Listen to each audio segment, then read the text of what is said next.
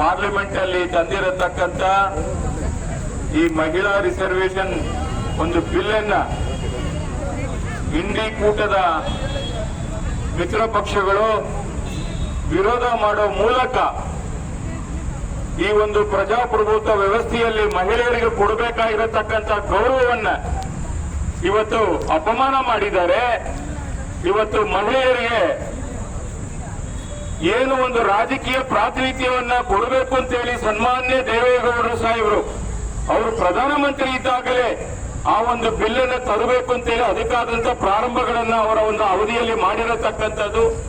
ಮತ್ತೆ ಅವರ ಕಣ್ಣು ಮುಂದೆನೆ ಮತ್ತೊಮ್ಮೆ ಅವರು ಪಾರ್ಲಿಮೆಂಟ್ ರಾಜ್ಯಸಭೆಯಲ್ಲಿ ಇದ್ದಾಗಲೇ ಈ ಬಿಲ್ ಅನ್ನ ಪಾಸ್ ಮಾಡಿಸ್ಬೇಕು ಅಂತ ಹೇಳಿ ನಮ್ಮ ದೇಶದ ಮಾನ್ಯ ಪ್ರಧಾನಮಂತ್ರಿಗಳಾದಂತ ಸನ್ಮಾನ್ಯ ನರೇಂದ್ರ ಮೋದಿಜಿಯವರು ಬಹಳಷ್ಟು ಯೋಚನೆ ಮಾಡಿ ಈ ಬಿಲ್ ಅನ್ನು ತಂದು ಮಹಿಳೆಯರ ಮನಸ್ಸಲ್ಲಿ ಸದಾ ಅವರು ಇರಬೇಕು ಅಂತ ಹೇಳಿ ಒಂದು ದೊಡ್ಡ ಸಾಹಸಕ್ಕೆ ನಿನ್ನೆ ಏನು ಕೈ ಹಾಕಿದ್ರು.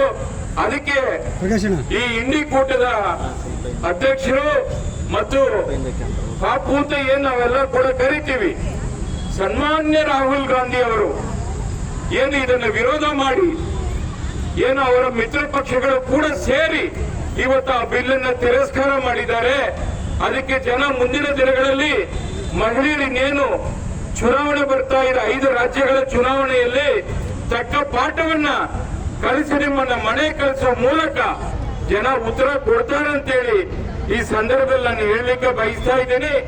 ಯಾಕೆಂದ್ರೆ ಮಹಿಳೆಯರು ಈ ದೇಶದ ಶಕ್ತಿ, ಮಹಿಳೆಯರು ಈ ದೇಶದ ಸರ್ವಸ್ವ, ಮಹಿಳೆಯರಿಲ್ಲದೆ ಯಾವುದೇ ಕ್ಷೇತ್ರ ಇಲ್ಲ ಅಂತೇಳಿ ನಾವೆಲ್ಲ ಕೂಡ ಭಾವಿಸಿದೀವಿ.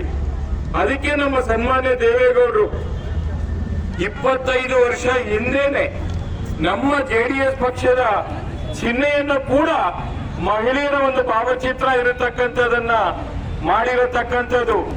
ನಮ್ಮ ನಾಯಕರು ಕುಮಾರಸ್ವಾಮಿ ಅವರು ಕೂಡ ನಿನ್ನ ಪಾರ್ಲಿಮೆಂಟ್ ಅಲ್ಲಿ ಬಹಳ ಅಚ್ಚುಕಟ್ಟಾಗಿ ಅವರು ಮಾತನಾಡಿದ್ದಾರೆ, ನಾನು ಕೇಳಿಸ್ಕೊಂಡಿದ್ದೀನಿ.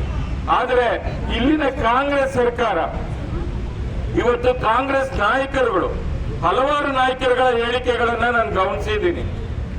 ಏನೋ ಒಂದು ನೆಪ ಓಡಿ ಇವತ್ತು ಏನೋ ಡಿಲಿಮಿಟೇಷನ್ ಬಿಲ್ ತಂದ್ರು, ಚರ್ಚೆ ಮಾಡಿಲ್ಲ, ಅದಕ್ಕೆ ತರಾತುರಿಯಲ್ಲಿ ತಂದ್ಬಿಟ್ರು, ನಾವು ಮಹಿಳೆಯರ ವಿರೋಧ ಅಲ್ಲ, ನಾವು ಅದಕ್ಕೆ ಅದನ್ನ ನಾವು ತಿರಸ್ಕಾರ ಮಾಡಿದೀವಿ ಅಂತೇಳಿ ನೀವು ಏನೇ ಹೇಳಿದ್ರು ಕೂಡ ಮಹಿಳೆಯರು ನಿಮಗೆ ಕ್ಷಮೆ ಯಾಚಿಸಲ್ಲ, ನಿಮಗೆ ಬುದ್ಧಿ ಕಲಿಸ್ತಾರೆ. ಇವತ್ತು ರಾಜಕೀಯವಾಗಿ ಎಲ್ಲ ಒಂದ್ ಕಡೆ ಮಹಿಳೆಯರು ಬೆಳೆದು ಬಿಟ್ರೆ ತಮ್ಮ ಅಸ್ತಿತ್ವವನ್ನ ಕಳ್ಕೋಬೇಕಾಗುತ್ತೆ ಅಂತೇಳಿ ನಿಮ್ಗೆ ನಡಕ ಶುರುವಾಗಿದೆ ಅಂದ್ರಿ ಕಾಂಗ್ರೆಸ್ ನಾಯಕರುಗಳಿಗೆ. ನಿಮ್ಮ ನಾಯಕಿ ಕೂಡ ಒಬ್ಬರು ಮಹಿಳೆಯರು, ನಿಮ್ಮ ಸೋದರಿ ಕೂಡ ಒಬ್ಬರು ಮಹಿಳೆಯರು. ಅವರು ಮಾತ್ರ ಆಸಕ್ತಿ ಇದೆ, ಅವರು ಮಾತ್ರ MP ಆಗ್ಬೇಕು, ಸಾಮಾನ್ಯ ಮಹಿಳೆಯರು ಆಗ್ಬಾರ್ದ ಹೇಳ್ಬೇಕಾಗ್ತದೆ. ಇವತ್ತು ಸಿದ್ದರಾಮಯ್ಯನವರು ನಾವು ಪಂಚ ಗ್ಯಾರಂಟಿಯನ್ನ ತಂದುಬಿಟ್ಟಿದೀವಿ, ಮಹಿಳೆಯರಿಗೋಸ್ಕರ ಶಕ್ತಿ ಯೋಜನೆ ಕೊಟ್ಟಿದ್ದೀವಿ, 2,000 ರೂಪಾಯಿ ಅಕೌಂಟ್ಗೆ ಹಾಕ್ತೀವಿ ಅಂತೇಳಿ ಅವ್ರನ್ನ ಮುಂದಿನ ದಿನಗಳಲ್ಲಿ ಬೆಳೀಲಿಕ್ಕೆ ಬಿಡ್ತಾ ಇಲ್ಲಲ್ಲ ಕಣ್ರಿ ನೀವು. ಯಾವ ಒಂದು ನೈತಿಕತೆ ಇದೆ ನಿಮ್ಗೆ?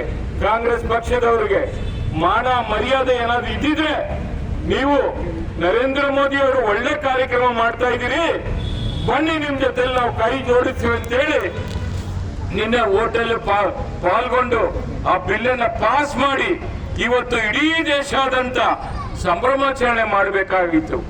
ಅದನ್ನ ಬಿಟ್ಟು ಇವತ್ತು ಜನರ ಮುಂದೆ ಬೆತ್ತಲಾಗಿ ನಿಂತಿದ್ದೀರಿ ಇಂಡಿ ಕೂಟದವರು. ಅದಕ್ಕೆ ನೀವು ಉತ್ತರ ಇಲ್ಲ. ಇವತ್ತು ನಮ್ಮ ತಾಯಿ, ನಮ್ಮ ಮಾಜಿ ಸಚಿವರು ಲೀಲಾದೇವಿ ಅಮ್ಮವರು ಹೇಳ್ತಾ ಇದ್ರು, ದೇವೇಗೌಡರ ಸಾಹೇಬರು ಪ್ರಧಾನಮಂತ್ರಿ ಇದ್ದಾಗ ಇವರು ರಾಜ್ಯದ ಸಚಿವರು, ಕನ್ನಡ ಕಲ್ಚರಲ್ ಸಚಿವರು, ನನಗೂ ನೆನಪಿದೆ, ಡೆಲ್ಲಿ ಕರೆಸ್ಕೊಂಡು ಸಾಹೇಬ್ರ ಅವ್ರನ್ನ ಮಾತಾಡಿ ಒಂದು ದೊಡ್ಡ ನಿಯೋಗನ ಕರ್ಕೊಂಡು ಹೋಗಿದ್ರು. ಆ ತರ ಒಂದು ಹೆಣ್ಣು ಮಕ್ಕಳ ಮೇಲೆ ಗೌರವ ಇಟ್ಟಿರ್ತಕ್ಕಂಥ ನಮ್ಮ ನಾಯಕರುಗಳಿದ್ದಾಗ ನರೇಂದ್ರ ಮೋದಿಜಿ ಅವರು ಬಲಿಷ್ಠ ನಾಯಕ, ಇಡೀ ರಾಷ್ಟ್ರ ಅಲ್ಲ, ವಿದೇಶ ಅಲ್ಲ, ಇಡೀ ಪ್ರಪಂಚ ನೋಡ್ತಾ ಇದೆ ಅವರ ಒಂದು ಶಕ್ತಿ ಏನು ಅಂತ. ಕಾಂಗ್ರೆಸ್ ಅವ್ರಿಗೆ ಗೊತ್ತಾಗ್ತಾ ಇಲ್ವಾ? ಏನಕ್ಕೋಸ್ಕರ ನೀವು ಈ ತರ ಒಂದು ನಾಟಕ ಮಾಡಿದ್ರಿ ನಿನ್ನೆ? ನಿಜವಾಗ್ಲೂ ಕೂಡ ಇದನ್ನ ಮಹಿಳೆಯರು ಯಾವುದೇ ಕಾರಣಕ್ಕೂ ಬಿಡಲ್ಲ. ನಿಮ್ಮ ವಿರುದ್ಧವಾಗಿ ದೊಡ್ಡ ಮಟ್ಟದಲ್ಲಿ ರಾಷ್ಟ್ರಾದ್ಯಂತ ಹೋರಾಟ ಆಗುತ್ತೆ. ನೀವು ರಾಜಕೀಯ ಪ್ರಾತಿನಿಧ್ಯ ಇರ್ಬೋದು, ಮಹಿಳೆಯರ ಹಕ್ಕು ಇರ್ಬೋದು, ಎಲ್ಲವನ್ನು ಕೂಡ ಕೊಡುವಂತ ಕೆಲಸವನ್ನ ನಮ್ಮ JDS ಪಕ್ಷ NDA ಮೈತ್ರಿಕೂಟದ ಪಾರ್ಟ್ನರ್ ಆಗಿ ಎಲ್ಲ ಕಡೆ ನಾವು ಹೋಗ್ತೀವಿ, ಹೋರಾಟ ಮಾಡ್ತೀವಿ ಅಂತೇಳಿ ಈ ಸಂದರ್ಭದಲ್ಲಿ ಇಂಡಿ ಪಕ್ಷದ ಒಕ್ಕೂಟಕ್ಕೆ ನಾನು ಎಚ್ಚರಿಕೆಯನ್ನು ಕೊಡ್ಲಿಕ್ಕೆ ಬಯಸ್ತಾ ಇದ್ದೀನಿ.